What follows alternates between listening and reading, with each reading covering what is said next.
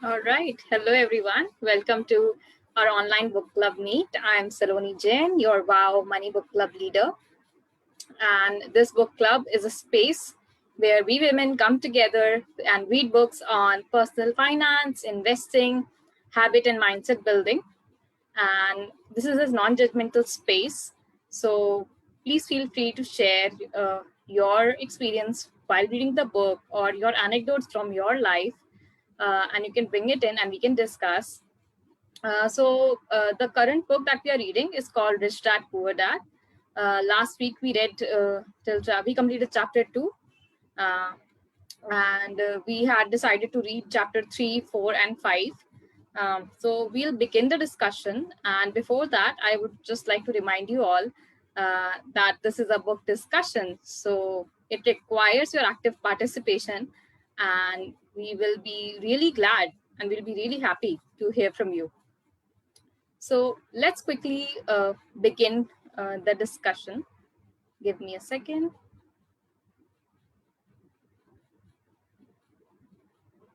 All right. So I just made a little bit of a PPT. बहुत खाली time था मेरे पास, I guess. so, so today we'll be discussing the Rich Dad Poor Dad chapter 3, 4, and 5. Along with it, we have taken up this subtopic of tax planning, which came up in chapter 4, right? So let's begin. Okay. Okay, so this was one of the quote that really hit me when I was reading the chapter 3, and it says that financial struggle is often the result of people working all their lives for someone else. So because in previous chapters also we had read about how when we work for we work for a company, and we pay taxes, we work for the government. And so Robert Kiyosaki says that because we keep working for somebody else, we don't even start to build our own assets, and this is where the financial struggle lies. So, taking from there, I just wanted to ask you this question. It is also given in the the summary chapter of the paperback. So the question is that have there been people around you who spent their whole lives working for someone else, and to end up with nothing? And what would you have advised them if you could? And remember, this person can also be you, right? So क्या आपकी life में कोई ऐसा है जिसने पूरी जिंदगी सिर्फ काम करने में लगा दिया, and they ended up with nothing? And अगर आपके पास कुछ एडवाइस होता उनको देने के लिए, सो आप क्या कहते? So yeah, now opening the discussion for all of you. Please unmute yourself and start sharing. You can also use the chat box in case you want to type in. All right.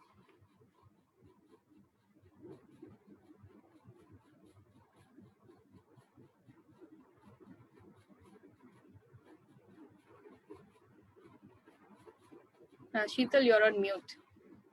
Anybody would like to share, maybe give some advice to your younger self first before looking at someone else's life, and definitely, of course, financial struggle. Yes, I have had financial struggles in life, and with all due respect to the jobs I've had, right, grateful for every opportunity that I've had to earn a living for myself.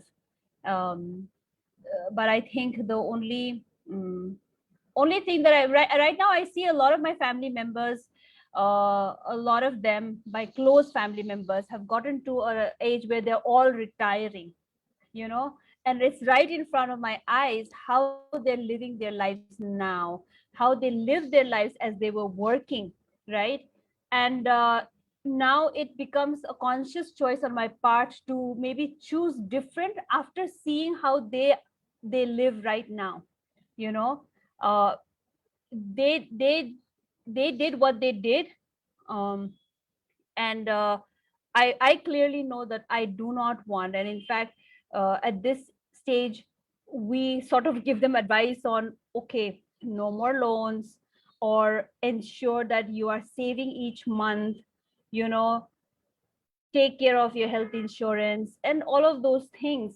because we don't want things to become worse for them.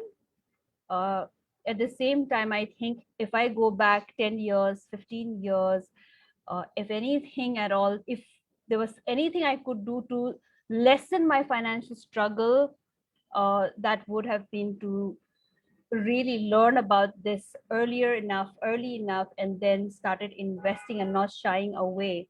I've started on this journey and still it feels like I've been late. um, and which means that I just have a lot of catching up to do, right? Which means that can I work double the time? uh, do I want to continue doing that? So these are some of the things that, yeah, I would, if anybody watching this, if there's anything that you could take from my sharing, that would be that look at people around you. Do you want their kind of life? Yes or no. It could be that there are enough examples of people leading really good lives too. Then we have to find out that, okay, how is it, what is it that they have done in the last 10 years or 15 years, 20 years, that's getting them to enjoy their life right now, right? That is what I would say. That's what I've been learning from this book, and it's marvelous that we have it in our hands. Who wants to go next? Okay, so Lit is sharing in the chat box. She says that I know people who have struggled when they work and now enjoying their retired life.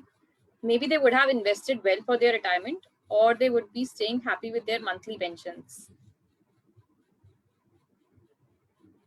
Thank you for sharing that, Lit. Uh, does anybody wants to add something to what Lit said just now? I just want to add on that those are two very different scenarios. The first one talks about investing and having a source of income, right? And the second one is you have your pension coming in, which may not be enough, right? Let's be honest. It also means you have to be extremely frugal. So how do you enjoy retirement if you have to be extremely frugal? On top of that, you can have emergencies, especially in your after retirement, post 60, various health issues, could be something else as well. So I don't think the pension plan would work that well. This is what I feel. Now, I was just adding that, pension is not really an option for a lot of people now. And through Lit's sharing, we don't know when we say financial struggle that they struggled. When we say they struggled, they may have just been more, they had that vision that there will come a time where I will need money to take care of myself. And what seems like struggle at this point, for example, for a lot of our friends right now, when we say no to certain things, like, okay, I don't think I can go on that Goa holiday you're inviting me to, they may see it as, oh my gosh, she may be, why is she not enjoying life or struggling? And different people have different versions. But for me, it may be just, okay, I would want to do my investments and not spend on it. So choices we make, it's really comes down to the choices, right? So, but thank you so much for the input, Lit. And Sheetal, I'd like okay, to share something. I come from a family where we have a lot of people in the army, okay, and I have seen that a lot of them, in a very show-off sense, tend to talk about, I मुझे तो pension वगैरह मिलती है, but the point is that the pension doesn't factor inflation. Number one, number two, when you have governments changing, the pension also has taken a hit, okay, and I have seen some people literally break FDs or liquidate from elsewhere sometimes during the last 6 7 days also of the month, okay. So I just feel that it is a very risky thread to hang on to, okay.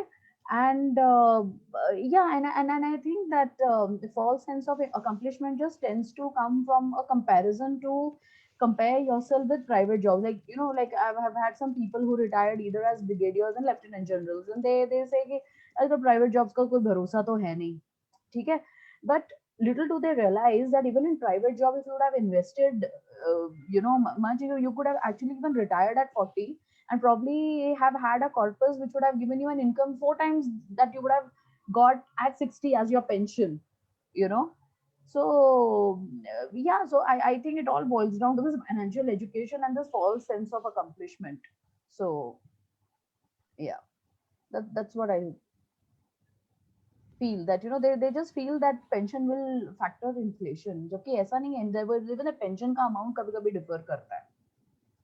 It happens for various deductions and also.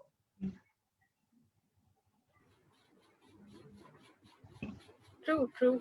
And the advice that's also given in chapter 3, I'm taking that for myself, that okay, keep your day job, but at least start building assets instead of liabilities out of it. So because business is not for everybody. It might not be for me, but I can still at least start building assets so that I can make that money work for me instead of just keep working for it till the age I'm 60, 65. That is not the kind of life that I envision for myself personally.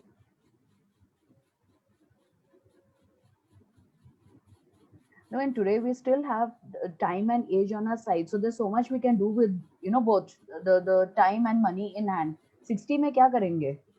It's like there would be a knee replacement or a cataract, or half the parts would have been replaced, and you have limited options to do. So तब क्या करेंगे? The better is to do it now, and instead of I mean, who knows pension कितनी हो जाएगी या government jobs भी कितने से I mean, I don't know. I'm probably even 5-10 years seems very far. I don't know, 2025. So yeah, that's my take.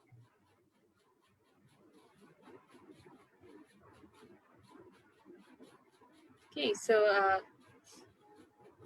what about others? Smriti, Priya, Payal, Premlata, Sonia, Surbhi. What do you guys think about this perspective, that has there been someone in your life or you that have worked for all your life working for someone else, and then it accounted for nothing, and if you have to give advice to them, what would that be?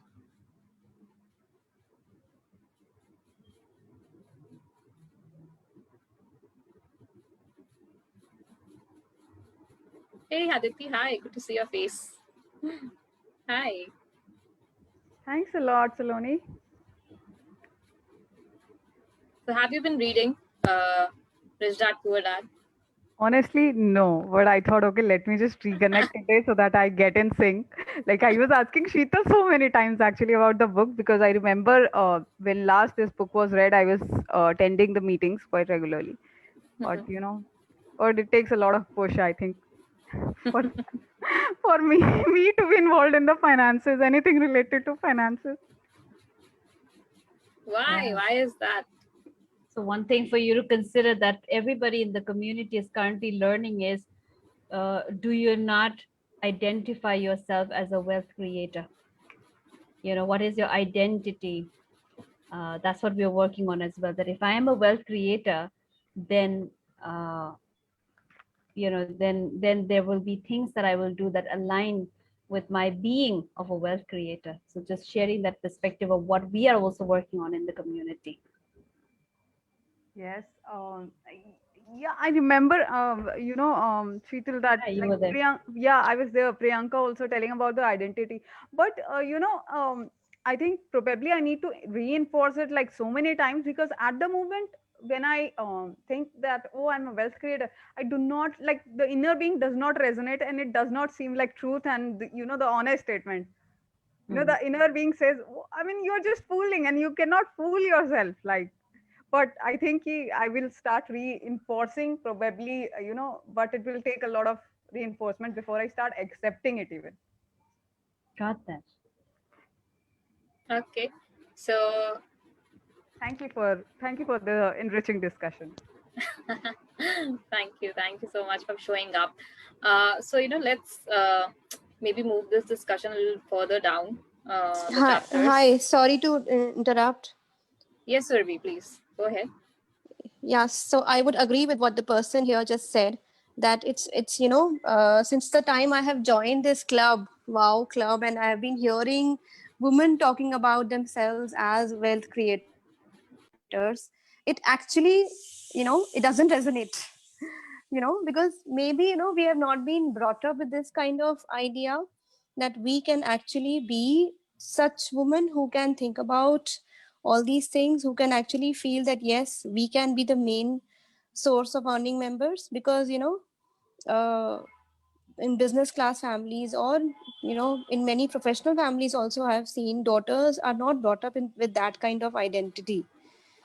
And also, to the question which you had referred to, that do you see yourself, so I personally, I can relate the same thing to myself also. I have been working for about 11 years now, 11, 12 years now, and I have been into teaching profession. And I would not say that I have done wonders as far as my investing journey has been, because I always relied either on my husband or my elders or my broker to guide me, to help me out, and to help me out with the taxes, all the points which we are talking about right now. So it is really difficult. And I want to know from all of you that, have you actually, since the time you have been here, have you actually, not just fantasizing about it, but you actually have been wealth creators? Is it true? Can I actually see myself in 1 or 2 years of time, sensibly taking decisions and creating wealth for myself? I still can't believe it. Who would like to answer that question? Thank you so much for trusting this space and bringing forth this question, Survi. Who would like to answer this question for Survi? Sorry.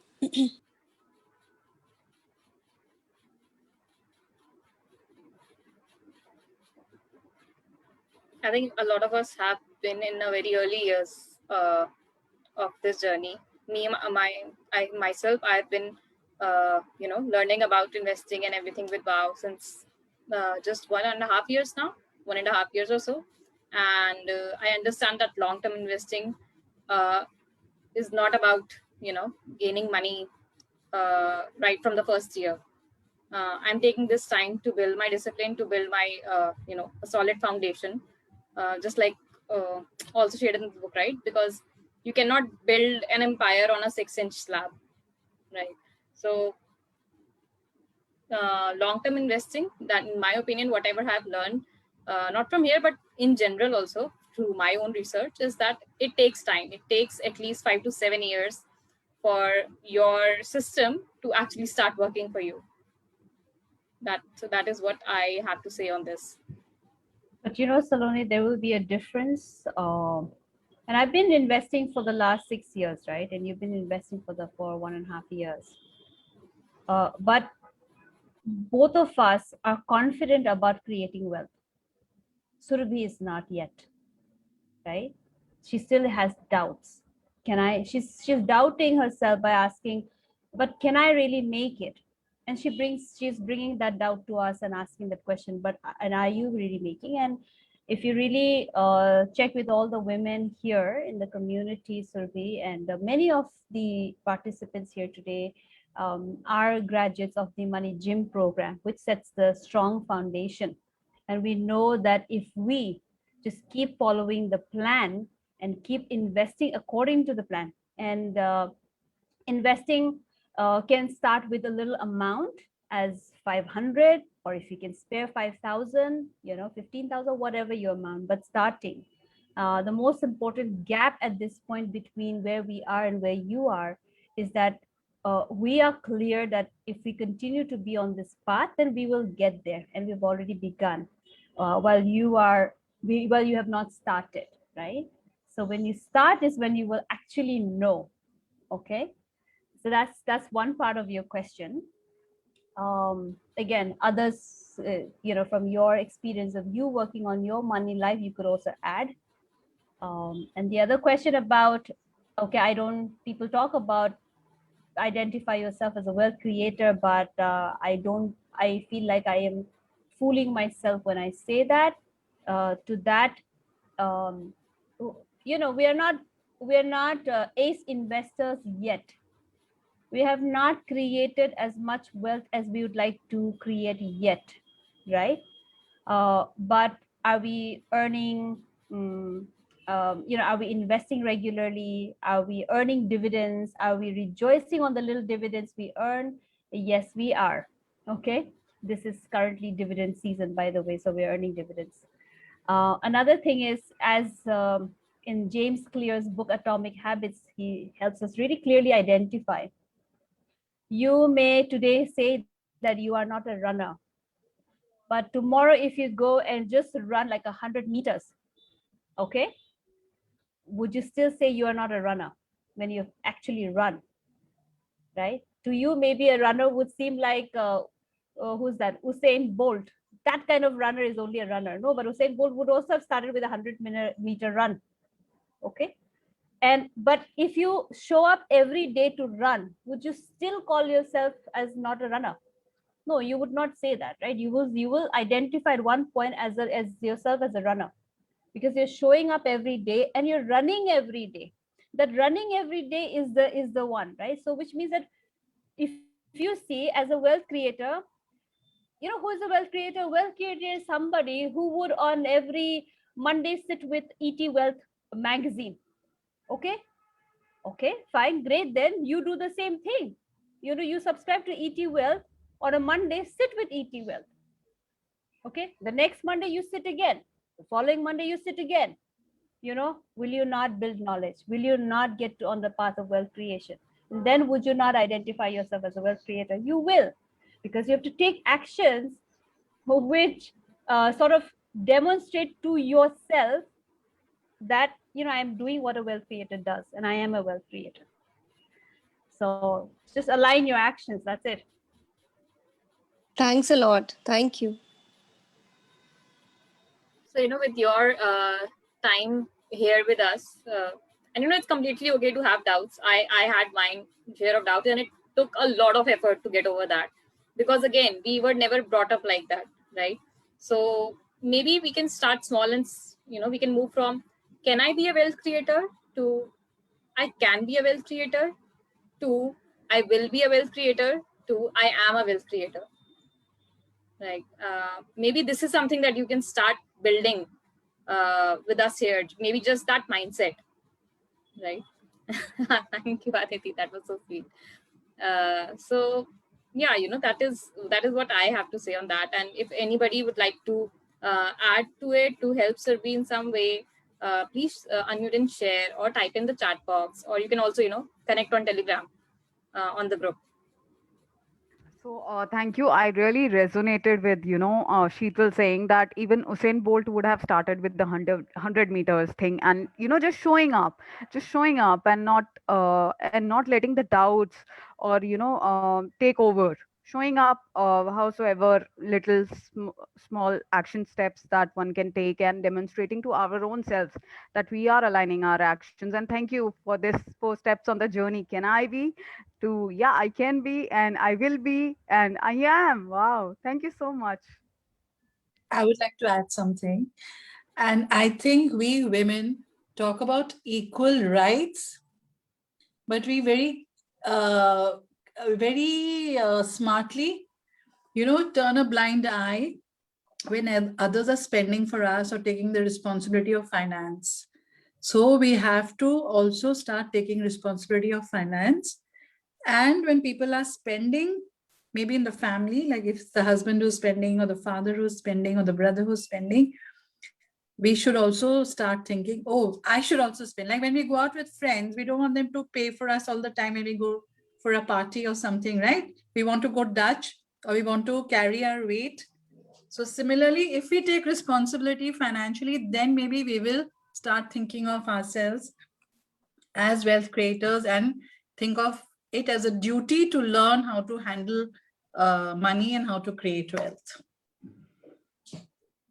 Though I think maybe I'm preaching to the converted already. All those who are here are already thinking along those lines.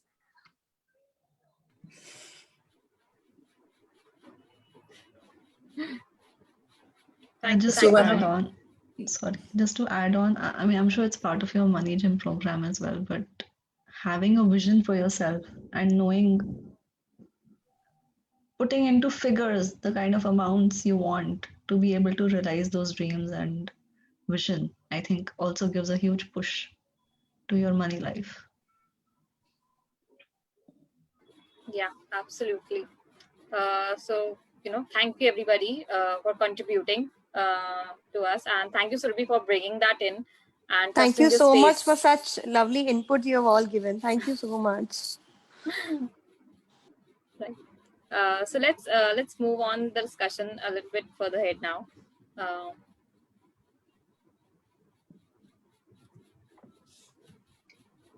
so this is a quote that Sheetal shared with me and earlier. So three things in life are certain: bills, taxes, and death. So this brings us to chapter 4, and I wanted to begin by asking, is taxes something that you guys love to discuss or love to think about? I personally don't. I haven't been very interested in in the concept of tax saving and everything. That's why I took it upon myself to at least search something this week, and I also put that question in the group, that is there a difference between tax saving and tax planning? Anyway, sorry, I got sidetracked. So my question was, is tax saving something, a topic that's appealing to you? Yeah, Do you think about definitely. it? Sonia, Money saved Sonia, is money earned. money saved is money earned. Thank you for sharing that. What about others? Is tax planning, tax saving, is there something that appeals to you? Do you find it useful? And one of the questions that arose while reading this book was, it was talking about corporations as a means of saving tax, and they gave examples from the American context. So I would love to know, in the Indian context, what are the things we can save if we make corporations? But maybe that's at a later level. Yes, even I want to know about that. How do we relate that to Indian context? Okay. So can you guys take it upon yourself to maybe team up with each other and find out how it works in India? Maybe do a Google search, and we can also discuss, because when I went on Google and searched, I was able to find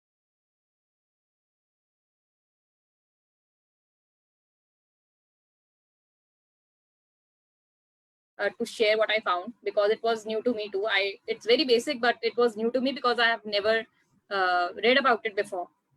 I'm sure there'll be something new for all of us there. Yeah. So just sharing for you all. Give me a second.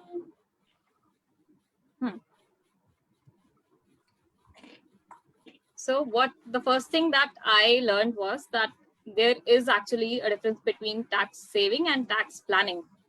So, tax saving can also include unfair means like tax avoiding or tax evasion, because ultimately tax to save हो रहा है ना, चाहे कितने भी घपले करके हो रहा है. But only tax planning is the legitimate or the legal option that we can take. अगर जेल जाने का शौक नहीं है तो, अगर है तो well, मर्जी है अपनी अपनी. Anyway, so the tax planning is the process जिसमें हम अपना फाइनेंशियल प्लान को ऐसे एनालाइज करते हैं, मतलब कि जो मुझे समझ आया इतना सर्च करने के बाद, कि we look at our financial plan and we analyze कि okay, all the elements are working to maximize the tax efficiency, that we are bringing the tax amount to the minimum or bringing our tax slab. This is what I could figure out after reading about tax saving and tax planning. And what are the advantages of tax planning? So I want to ask you all, what are the advantages that you guys think we can have if we were planning for taxes, if we were doing tax planning instead of just thinking about tax saving?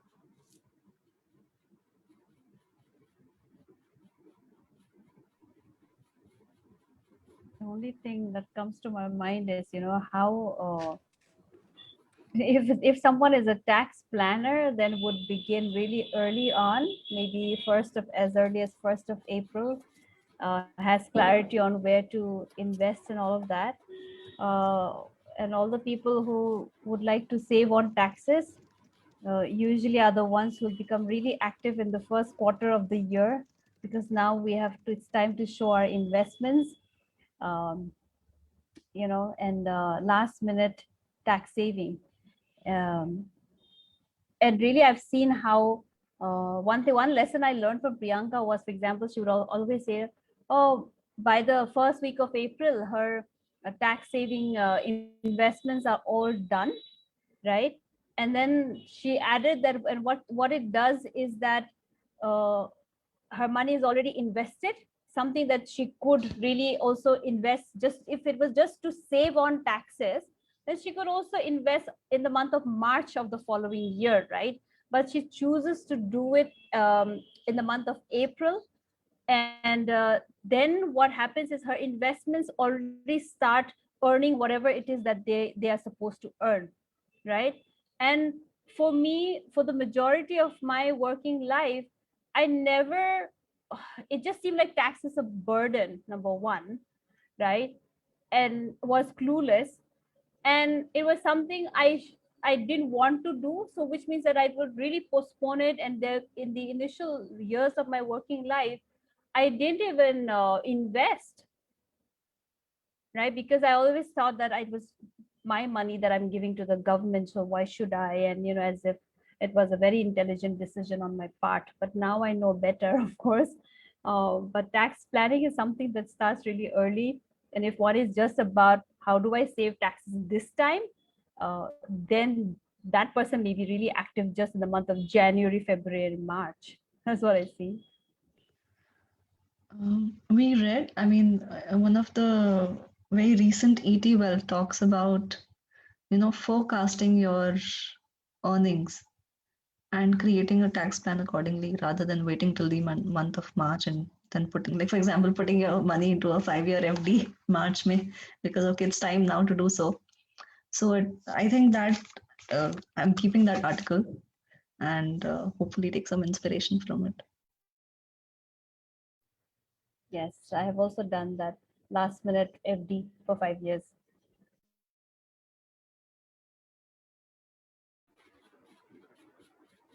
I think one of the biggest advantages here, if you're just thinking of tax planning in April, if we choose a ELSS, then we have to do a SIP, and otherwise we have to do a lump sum in the end. So if you've done your tax planning, then you can start your SIP from April, and therefore you divide it in by 12 and you average your price. That's a good point, Sonia. Sonika is also sharing along the same line that we can find out instruments which can reduce your tax liability and plan from the beginning of the year instead of at the end of it. So, some of the advantages, of course, you guys have pretty much summed up. That, of course, one is to save money and mitigate, one's tax burden. Then, of course, tax planning also allows us to minimize any litigation or any legal case on us, right? Because if we are not paying taxes that we are supposed to, that can land us in trouble, right?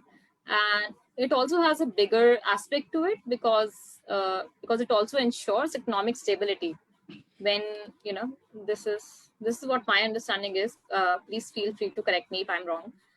Because when the tax system is flowing smoothly, it brings in more white money into the economy, and that eventually leads to some sort of a stability.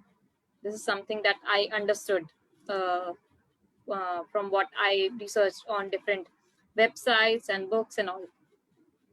And of course, to leverage productivity, because when you are saving money in taxes, then you can use that money to invest and build your assets. So these are some advantages of tax planning.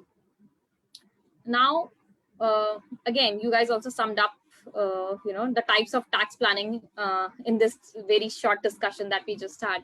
So one is short range. I'm sorry, I'm just lisping a lot today. So one is short range tax planning, which is just planning for tax in at the end of the financial year, just like Sheetal mentioned. And the solution to it is the other one, the long range tax planning, in where you, like Richa said, right, from the ET Wealth, that you forecast your expenses and your instruments and everything, and then plan for it. The other is permissive tax planning, which is through the financial instruments that we talk about, right? Like Sonia mentioned, ELSS and so many others. We'll just cover quickly in the later part of this PPT. And then other is purposive tax planning. Now, this is something that I didn't really understand. It meant that a tax saving or tax planning for a specific purpose, and it is usually done in businesses. I'm not sure what it really means. If somebody knows something about it, please shed some light on it. Can it be that it is part of our retirement fund or student, our child college fund also, our tax investment? I don't know. Maybe I really don't know, honestly.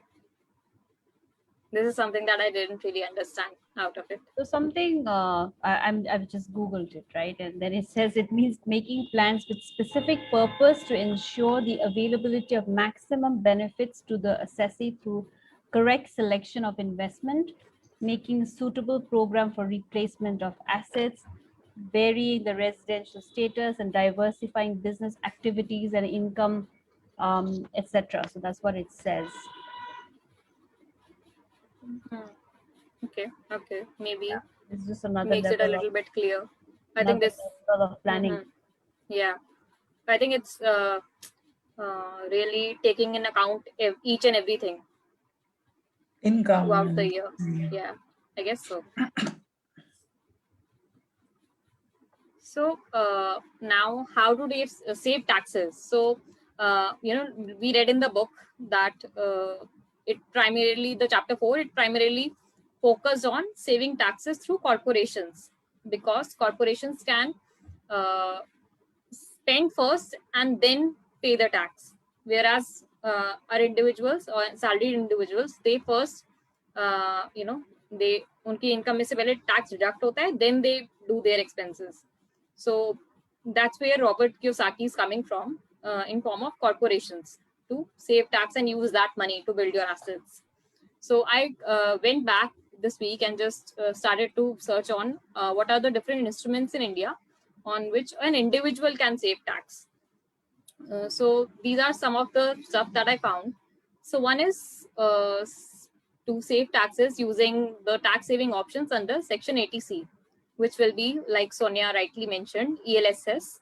And there are others from ELSS funds and the national saving certificates, public provident funds, tax saving FDs, etc.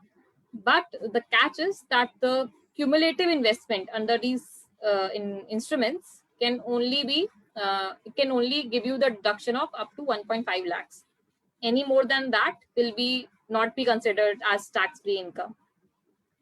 Right. I hope I'm loud and audible and clear to everybody. Yes. Right. Okay. Okay. Is there something that I'm missing or anybody wants to add to it? To this part of Section 80C and all? No. Okay. No, yeah, just that, of course, there are many other tools as well, but one of the ones that we don't see it here is our favorite NPS, right? Yes, I think it might, Yeah, it should be coming here. Yes. Sure. Okay, then another was tax saving options under Section 80D. Okay, and under this section, you can claim deduction of up to 25,000 if on the premium paid towards health insurance for yourself or your partner or for your children, and you can avail up to 50,000 if your parents are also covered under your health insurance plan. And if either of your parents belong to the senior citizen bracket, then a maximum deduction of 75,000 is allowed. So, I did read about this briefly in ET Wealth, what is it, the financial doctor or something. There's a section on that. So I did read it there. So I went ahead and, searched a little bit about it. So this is what it is. And okay, so the next is Section 80E. So this is primarily on education loan, right? And they can be claimed for 8 years starting from the date of the repayment. And there is no upper limit on the deductible amount, which means that you can claim the entire amount which you have paid as interest from the taxable income. So I think this is something that I didn't know about, and this is something I might tell a few friends of mine who have education loans and all. So another one, again, I read about this in ED Wealth, and then I took this data from some website. I think it was Pesa Bazaar. So you can also claim house rent allowance, which is, you can have a deduction in your rent taxable income through house rent. So these are some of it. I don't really understand it completely. So can anybody explain it who knows about this HRA thing, house rent allowance?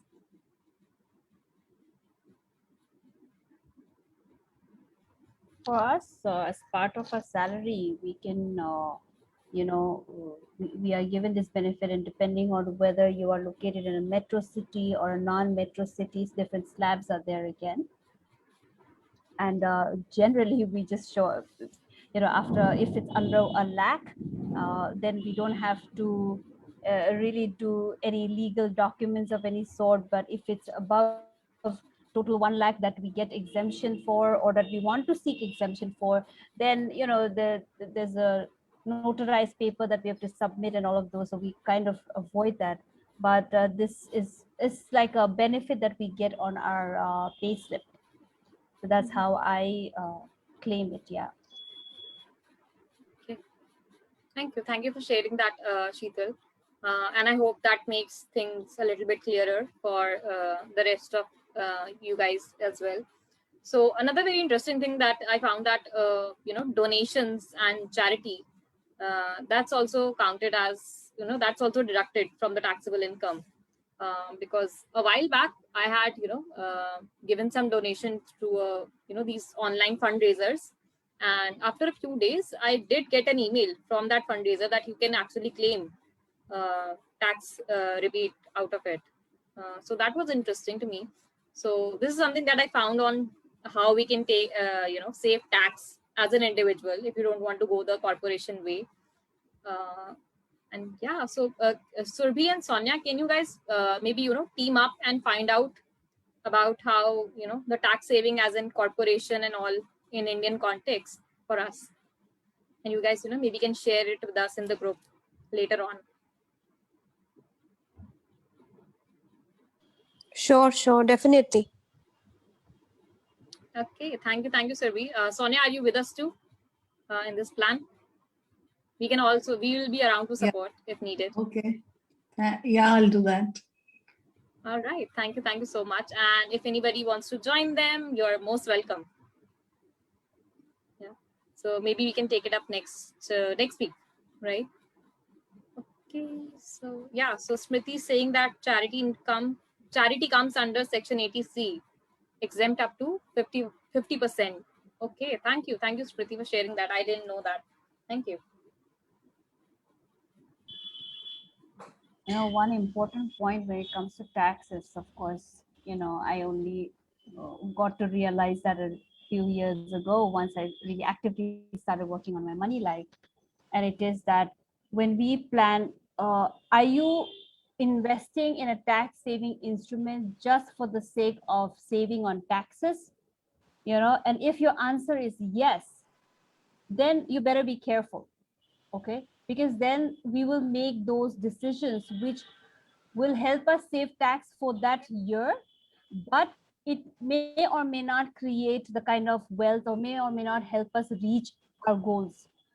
But if we plan well, then our objective really should be that whatever investment I do, tax saving investments included, it should help me reach my goal.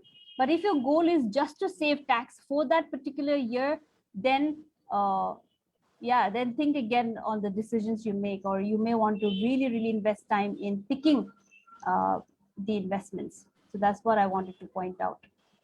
मैंने भी किया ना इसलिए.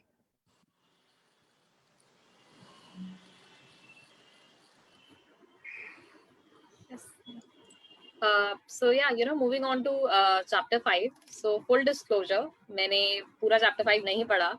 I read halfway through, and then yeah, didn't use my time very well. So Sheetal, is there something you want to ask? You bring in a discussion from chapter 5, or anybody else who has read it full and can share your thoughts on what you found. Yeah, I'll wait for others if they have anything to share, and then I can share my insights. Anyone here who's read chapter 5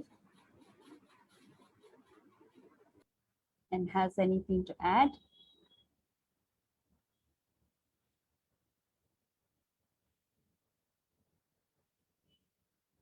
Okay, well, my request is that in the coming weeks as we meet, would request that you jump in to add to the discussion, okay? Because this is a discussion and your participation is only going to ensure that you're taking full value out of being here, right? We will only add what we know or what we have understood, but the whole enriching experience of the discussion and will be when everybody contributes. Okay, so looking forward to each one of you reading and contributing to the discussion. The one key point that I've taken from chapter 5 is, and every woman, and I'm sure every man as well, but in our context, women are who we speak with, every woman would say that financial independence is what she wants. Okay, well, financial independence requires that we have the financial intelligence to make us get to that goal. And it's written in the book as well, right? That if you want financial independence, then we must have the financial intelligence. Then the next thing was, in this chapter, there are a lot of constant reminders almost in every 2 page where he talks about create options, look for options, and think about, okay, what can be done? Then it got me thinking on one thing is having one source of income. But if I want financial intelligence, then, okay, how can I make it happen? Maybe I need to have multiple sources of income, So he constantly reminds us to have options. That's what is happening in chapter 5. And really, it is, although I have been in this work for 6 years, yet it was a light bulb moment for me to really question, okay, am I being financially intelligent in the decisions that I make every day? Sometimes I may not show that financial intelligence because I am delaying a certain decision. I have to buy a health insurance, for example, and I have been delaying. And as a wealth creator, that is a move which could be a wealth destroying move, of not taking the action. But if I want if I'm acting from a space of financial intelligence, then I will not be causing delays, right? Then I had another wonderful conversation with a woman who again said she's 28, and at the age of 38, in 10 years time, she wants to experience financial independence, which means not depend on an active income for her life, for livelihood. And then she has seen that I am only doing FDs and gold investments currently. I'm really good at saving, have always been good at saving. But I know that these instruments are kind of obsolete. So now I'm coming to you to see what are my options if I want to. So now she knows that she has to act from financial intelligence. She has to be smart about where she puts her money. Then I had the same discussion, thanks to the book, with her as well, about bringing about financial intelligence in her decision making, right? So that's one key takeaway. So everybody out there who wants financial independence, the first question you might want to ask yourself is, okay, then do I have the financial intelligence to get me to my goal? If not, then what is it that I can do? And if you don't know where to go, then you know that Women on Wealth is a great place for you to come and begin on your journey. That's my sharing from chapter 5.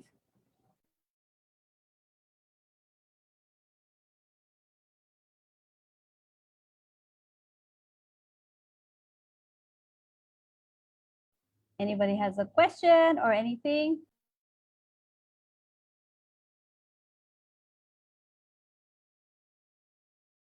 Before we have 8 minutes, and I would like to bring in a little bit of reading. Anybody who would like to read, we spend 2-3 minutes reading from the next chapter. Anybody who would like to volunteer to read?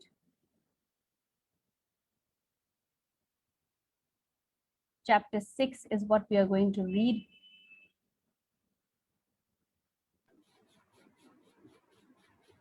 Do we have a volunteer? Okay, Richa, go ahead. All right. Lesson 6. Work to learn, don't work for money.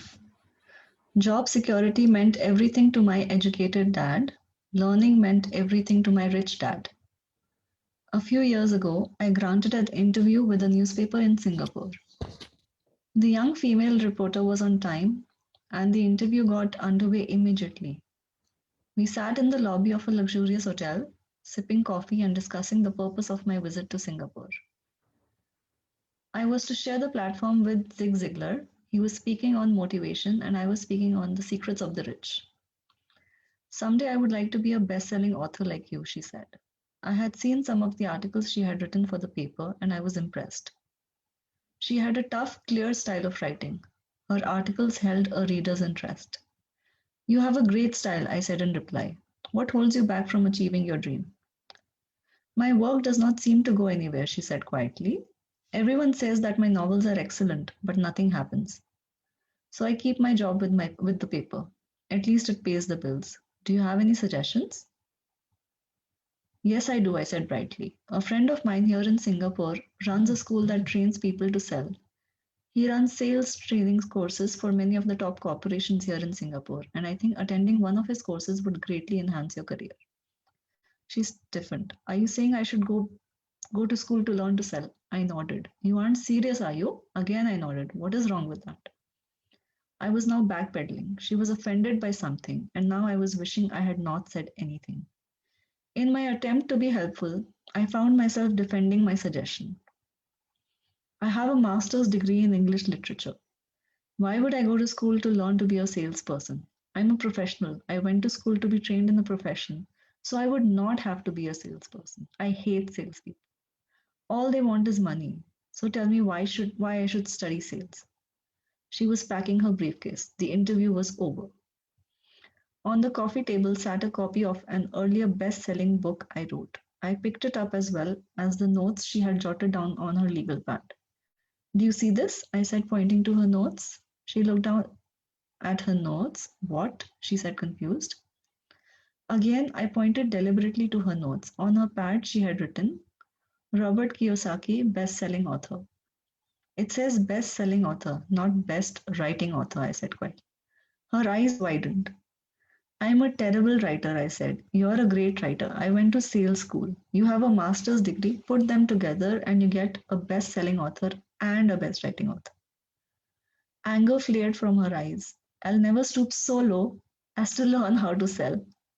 People like you have no business writing. I am a professionally trained writer and you're a salesman. It's not fair. She fumed. She put the rest of her notes away and hurried out through the large glass doors into the humid Singapore morning. At least she gave me a fair and favorable write-up the next morning. The world is filled with smart, talented, educated, and gifted people. We meet them every day. They are all around us. A few days ago, my car was not running well. I pulled into a garage, and the young mechanic had it fixed in just a few minutes. He knew what was wrong by simply listening to the engine. I was amazed. I am constantly shocked at how little talented people earn. I have met brilliant, highly educated people who earn less than $20,000 a year. A business consultant who specializes in the medical trade was telling me how many doctors, dentists, and chiropractors struggle financially. All this time, I thought that when they graduated, the dollars would pour in. It was this business consultant who gave me the phrase, they are one skill away from great wealth. What this phrase means is that most people need only to learn and master one more skill, and their income would jump exponentially. I have mentioned before that financial intelligence is a synergy of accounting, investing, marketing, and law. Combine these four technical skills, and making money with money is easier than most people would believe. When it comes to money, the only skill most people know is to work hard. The classic example of a synergy of skills was that young writer for the newspaper. If she diligently learned the skills of sales and marketing, her income would jump dramatically. If I were her, I would take some courses in advertising, copywriting, as well as sales. Then instead of working at the newspaper, I would seek a job at an advertising agency. Even if it were a cut in pay, she would learn how to communicate in shortcuts that are used in successful advertising. She would also spend time learning public relations, an important skill. She would learn how to get millions in free publicity. Then at night and on weekends, she could be writing her great novel. When it was finished, she would be better able to sell her book. And then in a short while, she could be a best selling author.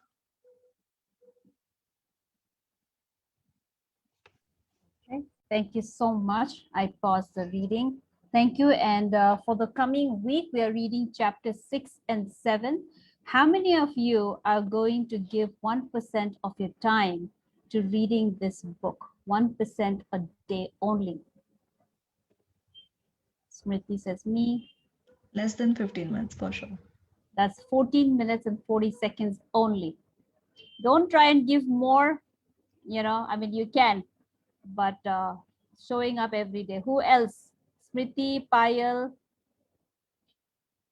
Shalini is giving 1%. Surabhi, great. You can give more than that too, but at least give 1% every day. Yes, okay. And of course, I'm counting Saloni in and myself in as well. Now, all of us, the 1% club, is going to keep sharing. When you share in the group, then we know that you've given your 1%, right? And how much is 1% of your day? 14 minutes and 40 seconds, okay? So looking forward to that. And for everybody, we keep doing a lot of live sessions. We have started with a new series on Instagram, which is the Wake Up Women series. It's a live conversation series on financial awakening for women. Must join. And on Monday, we are bringing in a brilliant story of Gunjan Mathur. She's a community member.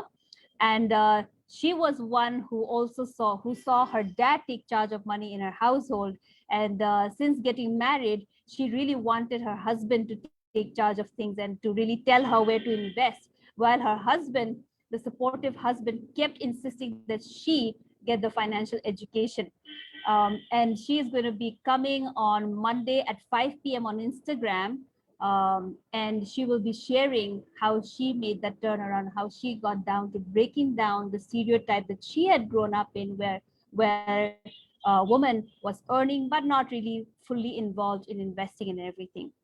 Okay, so encourage the women around you and bring them in. We also do free introduction to the Money Gym program on Sundays, 11 a.m. If you want to get your friends to attend that, then reach out to me via Telegram or WhatsApp. So for everybody else, it's 6:01. Thank you so much for joining in today, and we will come back again next week. See you all. Have a lovely weekend. Bye, wealth creators. Bye-bye. Bye, guys.